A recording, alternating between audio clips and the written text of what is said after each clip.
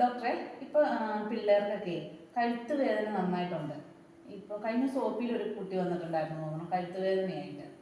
അതുപോലെ തന്നെ ഇപ്പോൾ ഈ പൊന്നൂനാണെങ്കിലും കഴുത്തെന്ന് പറയാൻ പറ്റില്ല, ഈ രണ്ട് സൈഡിലും നല്ല വേദനയാണെന്ന് പറയുന്നുണ്ട്. അതെന്താ ഡോക്ടറെ കാരണം? അതിൻ്റെ ഒരു കാരണം ഇപ്പോഴത്തെ കാലാവസ്ഥയാണ്, നല്ല തണുപ്പാണ്. പൊതുവേ വേദനകൾ കൂടുന്ന ഒരു സമയമാണ്. അത് കുട്ടികളിലും അങ്ങനെ ഒരു പ്രശ്നം നമുക്ക് എക്സ്പെക്റ്റ് ചെയ്യണം.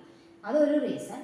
രണ്ടാമത്തെ കാര്യം, ഇപ്പോൾ പൊന്നുവിൻ്റെ കാര്യം തന്നെ. പൊന്നുവിൻ്റെ സ്കൂൾ ബാഗ് പൊന്നു എങ്ങനെയാണ് ഇട്ടുകൊണ്ട് പുറത്തോട്ട് പോകുന്നത്, സ്കൂളിൽ പോകുന്നത്? അത് ഒരു സൈഡിൽ ഇത്രയും വെയിറ്റ് നമ്മൾ കൊടുക്കുന്നു, ബാഗ് ഇട്ടുകൊണ്ട് പോകുന്നു. പിന്നെ ലഞ്ച് ബാഗ് ഇല്ലേ, അപ്പോൾ ലഞ്ച് ബാഗും ആ സൈഡിൽ തന്നെ ആയിരിക്കും മിക്കവാറും കുട്ടികൾ അതൊരു കംഫർട്ടായിട്ട് പിള്ളേർ അങ്ങനെ പിടിക്കുന്നത്.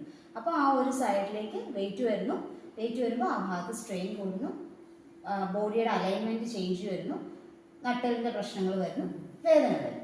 അത് രണ്ടാമത്തെ റീസൺ. പിന്നെ കുട്ടികളുടെ വേറൊരു ഇപ്പോഴത്തെ ഒരു സ്റ്റൈൽ എന്ന് പറഞ്ഞു കഴിഞ്ഞാൽ, വൈകിട്ട് സ്കൂളിൽ നിന്ന് വന്നു കഴിഞ്ഞാൽ പൊന്നും ട്യൂഷനില്ലേ, ട്യൂഷന് വിടും. അപ്പോൾ എന്തെങ്കിലും ഒരു സ്നാക്സ് കൊടുത്ത് നമ്മൾ ട്യൂഷന് വിടുന്നു. വൈകിട്ട് വരുമ്പോഴത്തേക്കും 6 മണി 7 മണി അല്ലേ. അത് കഴിഞ്ഞ് വന്ന് വിശന്നായിരിക്കും കുഞ്ഞ് വരുന്നത്. അപ്പോൾ ഫുഡ് കൊടുക്കുന്നു. ഈ ഫുഡ് കഴിഞ്ഞ ഉടനെ കുഞ്ഞ് പോയി കുളിക്കുന്നു അല്ലേ. അപ്പോൾ ആയുർവേദത്തിൽ കുളിക്കാൻ പറഞ്ഞിരിക്കുന്ന ഒരു ടൈം എന്ന് പറയുന്നത്, അതിന് കുറച്ച് നിഷ്ഠകൾ പറഞ്ഞിട്ടുണ്ട്. അതിൽ പ്രത്യേകം പറയുന്നതാണ് ദഹനക്കേടുള്ളപ്പോൾ കുളിക്കരുത് എന്നുള്ളത്. അപ്പോൾ നമ്മൾ ഫുഡ് കഴിച്ച ഉടനെ ഡൈജഷൻ നടക്കുന്നതേ ഉള്ളൂ, അപ്പോൾ തന്നെ നമ്മൾ പോയി കുളിക്കുകയാണ്. അപ്പോൾ ഇൻഫ്ലമേഷൻ ഉണ്ടാവാനുള്ള ഒരു സാധ്യത വളരെ കൂടുതലാണ്. അത് കഴിഞ്ഞ് കുട്ടികൾ പഠിത്തമൊക്കെ കഴിഞ്ഞ് പിന്നെ കിടക്കാനുള്ള ടൈം വളരെ കുറവാണ്. ഈ നനഞ്ഞ ഇതോടുകൂടി തന്നെയാണ് ഉറങ്ങാൻ പോകുന്നത്. ഒന്നെങ്കിൽ ഫാനിൻ്റെ ചോട്ടിൽ അല്ലെങ്കിൽ എ സിയുടെ ചോട്ടിൽ. തണുപ്പുള്ളപ്പോഴും കുട്ടികൾ ഫാൻ ഇടും അല്ലേ. അപ്പോൾ ഈ ഫാനിൻ്റെ ചോട്ടിൽ കിടക്കുന്നത്. ഇത്രയും കാരണങ്ങളാണ് ഇപ്പോഴത്തെ ഒരു കണ്ടീഷനിൽ പ്രധാനമായിട്ട് നമ്മുടെ ലൈഫ് സ്റ്റൈലും കൂടെ വെച്ച് നമുക്ക് പറയാൻ പറ്റുന്ന കാര്യങ്ങൾ. ഇനി ഇതിനൊരു എന്താണ് ചെയ്യാൻ പറ്റുന്നത്? ഇതിനൊരു ഇടാൻ പറയാം. പക്ഷേ ഈ വൈകുന്നേരത്തെ കുളി, രാവിലെ മുടി നമുക്ക് കെട്ടി വെച്ചിട്ട് വേണം പോകാൻ വേണ്ടിയിട്ട്. വൈകുന്നേരം വന്നിട്ട് കുളിക്കാനുള്ളൊരു ഓപ്ഷൻ കാണുന്നുള്ളൂ, തല നനച്ച് കുളിക്കാനുള്ളൊരു ഓപ്ഷൻ കാണുന്നുള്ളൂ. അപ്പോൾ അതിന് എന്താണ് നമുക്ക് പ്രിവെന്റ് ചെയ്യാൻ വേണ്ടിയിട്ട്? ഇതൊരു വളരെ റിലവൻ്റ് ആയിട്ടുള്ളൊരു ക്വസ്റ്റ്യൻ ആണ്. നമുക്ക് എന്ത് ചെയ്യാൻ പറ്റും എന്ന് പറഞ്ഞാൽ, ബാഗിൻ്റെ കാര്യം പറഞ്ഞാൽ 2 സൈഡ് ഇടുക. പിന്നെ നമുക്ക് വൈകിട്ട് വന്നിട്ട് നമുക്ക് ചെയ്യാൻ പറ്റുന്നത്, ഒന്ന് ഭക്ഷണത്തിന് മുന്നേ കുളിക്കാൻ കുട്ടികളെ ട്രെയിൻ ചെയ്യിക്കുക. അത് നമ്മൾ നിർബന്ധമായിട്ടും അങ്ങനെ തന്നെ ചെയ്യുക.